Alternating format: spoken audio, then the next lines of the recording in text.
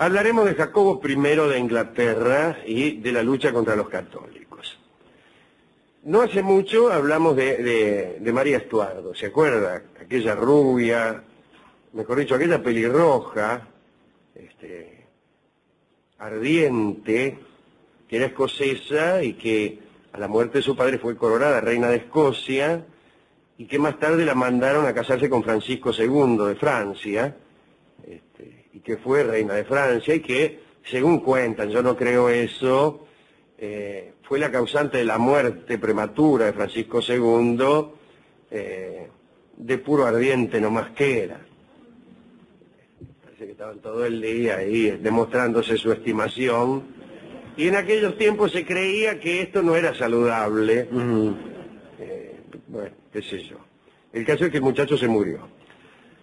Entonces María volvió a Escocia, se enamoró de otro señor, Enrique Stuart, más conocido como Lord Darnley. Con él se casó, tuvo un hijo y este hijo fue Jacobo. Ya se sabe que a María le fue muy mal. María fue decapitada por Isabel II, su primita. Pero Isabel se murió sin descendencia. La reina Isabel de Inglaterra, la reina virgen, murió sin descendencia.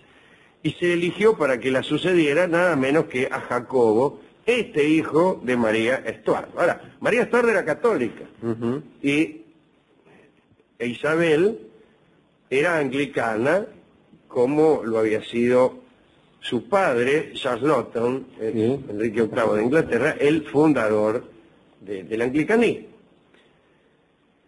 Pero a este chico Jacobo lo habían separado de su mamá y lo habían criado, lo habían hecho calvinista. Bueno, que no es exactamente lo mismo que anglicano, pero no es católico. Con él se inició en Inglaterra la dinastía de los Estuardos y tenía 37 años el muchacho cuando lo nombraron rey. Cuenta el cronista que este Jacobo tenía una apariencia medio ridícula, el tipo. Leo. Usaba una barba muy dispersa.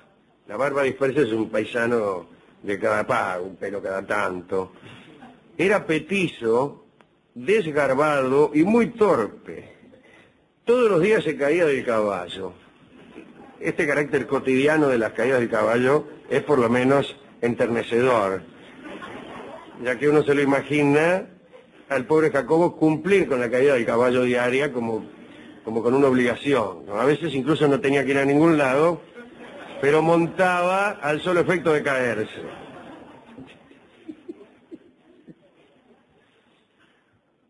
Hablaba mucho, me refiero a Jacobo, no al caballo, pero con enorme dificultad. El caso es que nunca se entendía lo que decía, lo cual producía incluso arduas crisis de gabinete. Vivía aterrorizado. Como había pasado su infancia entre asesinatos e intrigas de toda índole, tenía miedo que lo mataran. Y entonces andaba con unos trajes rellenos con plancha de fierro para que no le pasaran las puñaladas. Así que caminaba, por esa razón por ahí se caía del caballo.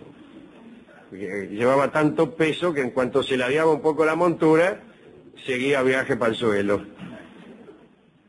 No permitía que nadie se le acercara con una espada, lo cual después de todo no es ningún síntoma de locura. Si en este momento viniera una persona a esta bodega del Café Tortoni y desenvainara una espada, yo no permitiría que se me acercara. ¿Dirán que estoy loco? Pues bien, sea. Si estar loco consiste en salir corriendo cuando una persona desenvaina una espada, entonces estaré loco. Dice, qué curiosa es esa estructura, ¿no? Yo había inventado una manera de utilizar esta estructura. Lamentablemente no la puedo desarrollar aquí, pero cambiaré las cosas. Por ejemplo, si estar borracho es ingerir muchos litros de licor y andar tambaleándose, pues entonces estoy borracho. Yo no es que decía si estoy borracho. Bien.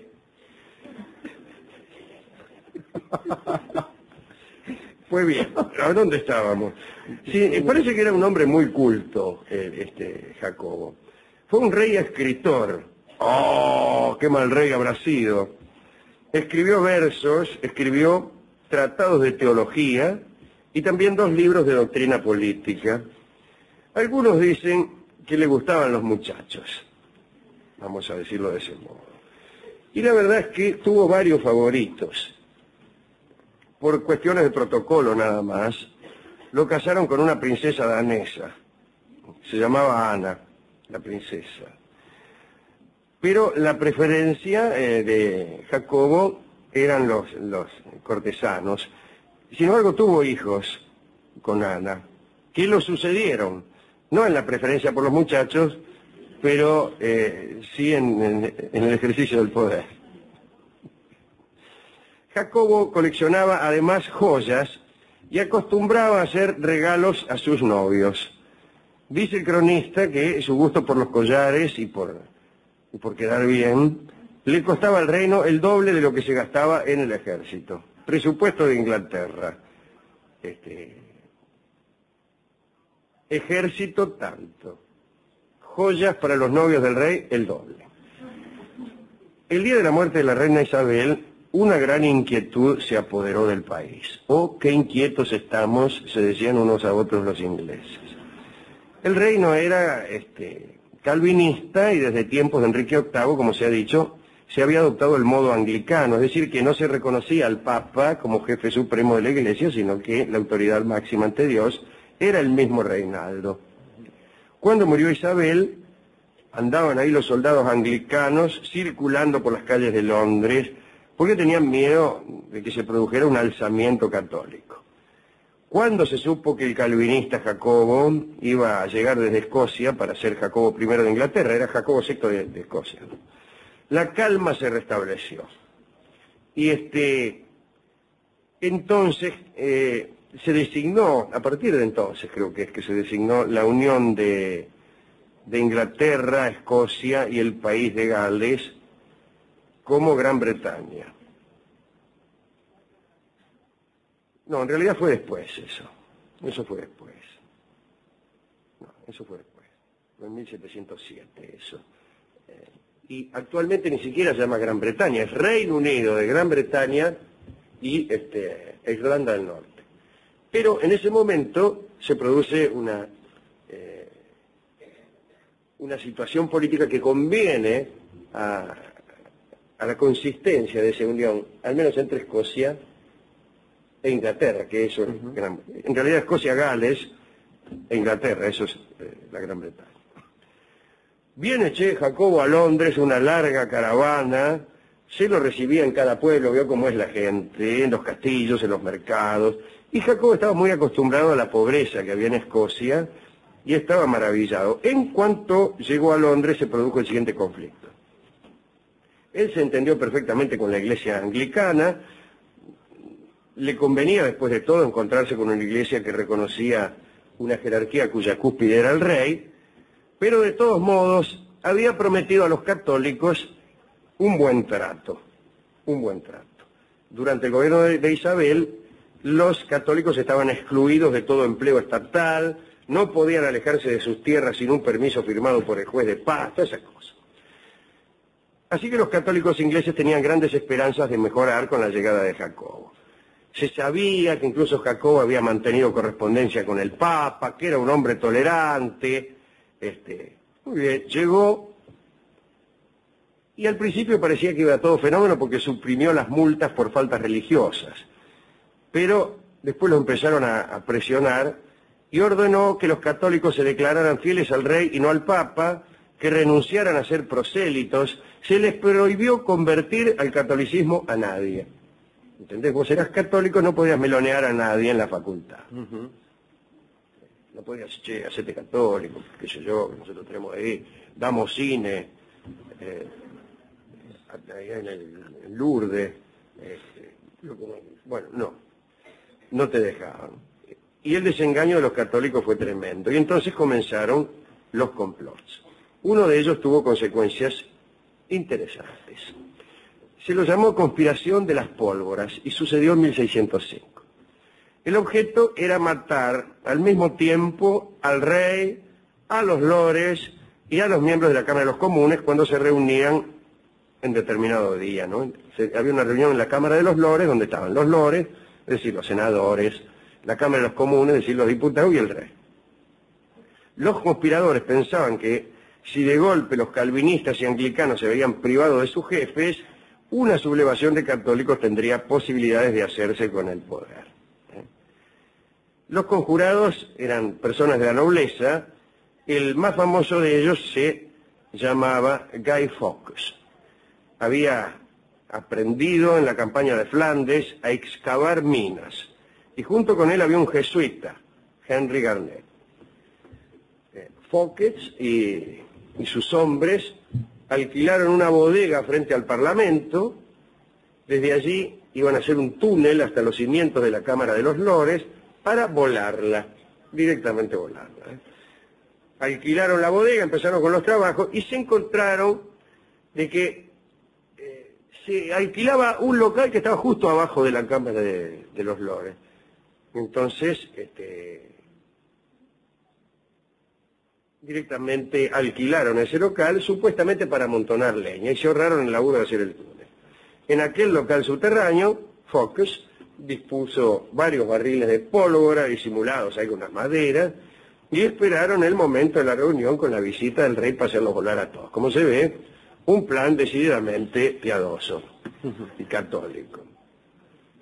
Los conjurados, por prudencia, no se ve como esa gentuza podía tener prudencia, ¿no? Pero bueno, consideraron necesario advertir a algunos de sus partidarios, e incluso a algunos calvinistas que a ellos les caían simpáticos para que no fueran a la Cámara. Dijeron, che, mirá, no vayas hasta el día a la Cámara porque por una cosa que no te podemos decir. Porque va a pasar una cosa que no te digo. Y uno de los que recibió esa conferencia, era fatal que ocurriera esto, fue y le contó a Jacobo lo que se planeaba. Dice, escúcheme, Jacobo, no es por hablar, pero ahí anda Guy Fawkes y otros amigos que han puesto unos barriles de pólvora y en cuanto empiece la reunión le van a prender la mecha y vamos a volar todo. Para agarrar a los conjurados se puso fecha para la reunión en la Cámara, pero era un anzuelo la fecha. La reunión no iba a existir. Y no hubo tampoco ninguno que le fue a contar a Fawkes que la reunión no se hacía. Ese día, el 5 de noviembre de 1605, se encontró a Fawkes en aquellos sótanos, preparados para encender la mecha. Estaría con el fósforo en la mano y la mecha en la otra mano, como en los dibujos animados. Fue detenido y decapitado, exactamente en ese orden. También se decapitó a sus cómplices, entre ellos al jefe de los jesuitas, Henry Garnet. Aquel asunto hizo a los católicos más sospechosos que nunca, imagínense. Y Jacobo I, para jorobarlos, los privó de varios derechos que todavía le quedaban, un poco por olvido. Los declaró incapaces de ejercer las profesiones de abogado y de médico, así que calcule, si usted era católico y había estudiado medicina durante 18 años, tenía que empezar otra carrera, y con la sospecha de que al terminarla por ahí también le impedían la arquitectura, lo que ya es demasiado. Incluso les prohibieron a los católicos administrar los bienes de sus hijos menores. Junto con los católicos también fueron perseguidos los puritanos, que también se negaban, bajo otros preceptos, a observar el ritual religioso anglicano. Ahora bien, hemos dicho que tuvo consecuencias interesantes este episodio. Aquella persecución hizo que muchos prefirieran desterrarse. Y allá por 1608 empezaron a llegar a América del Norte colonos católicos, puritanos y también calvinistas que no adscribían a las determinaciones absolutas del anglicanismo. Entre ellos, me imagino yo, los puritanos estos del Mayflower. Jacobo I murió en 1625 y lo sucedió su hijo Carlos I, ¿no? Muchos dicen que la intolerancia y el despilfarro de Jacobo fueron fundamentales para que el gobierno de su hijo terminara como terminó. Acá entre nosotros le cortaron la cabeza a Carlos I. Pero esa es otra historia. Esta es la pequeña historia que quería contar, que tiene la curiosidad de ver cómo una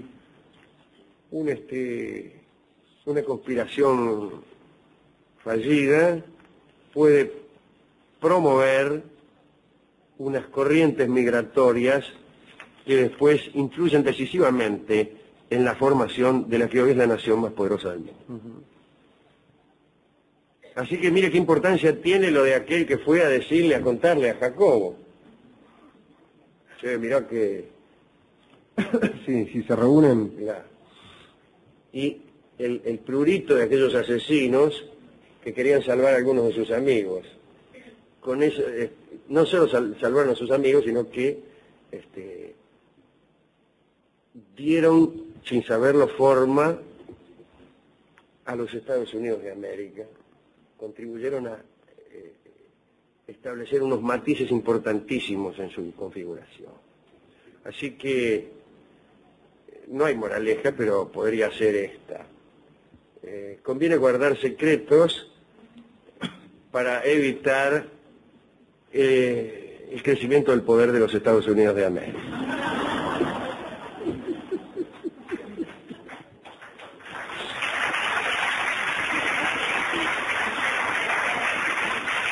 Sin embargo, hay quienes no siguen este consejo.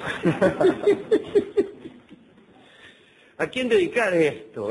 A la pobre María Estuardo, que en realidad murió cuando le fue a pedir ayuda a Isabel. Ella creyó que Isabel la iba a ayudar. E Isabel, que era en realidad Jane Simmons, ya saben ustedes, no la ayudó nada, la encerró en la Torre de Londres y después la mandó decapitar, bien decapitar. Entonces le dedicamos a María Estuardo, que además era linda, a Francisco II de Francia, que murió de tanto agasajarla, y al Ortiva cuyo nombre la historia no conserva. Hemos buscado discos, queridos amigos, sobre esta conspiración, incluso sobre Jacobo I de Inglaterra. No los encontramos. Le contamos incluso pacientemente a los de la discoteca las características psicofísicas de Jacobo, y ahí apareció un tango de Astor Piazzolla que se llama Revirado, que sin duda fue compuesto pensando en nuestro Jacobo. Lo toca Gary Barton junto a un conjunto de músicos, junto a un conjunto horrible, junto a 5 músicos argentinos, que son Horacio Malvicino, nuestro amigo y guitarrista, Héctor Console, nuestro amigo Daniel Vinelli, Fernando Suárez Paz, que también en este mismo lugar ha estado no hace mucho y lo he saludado, y Nicolás Ledesma. Bueno, así que adelante, don Gary Barton. Es muy tanguero Gary Barton, y él mismo sabe por qué. Es la mejor manera de ser tanguero, no saber por qué, no creérselo, no hacer de esto una superstición, y no dotarlo de intolerancia, no efectuar persecución a los calvinistas, a los católicos y a los que bailan chacarera.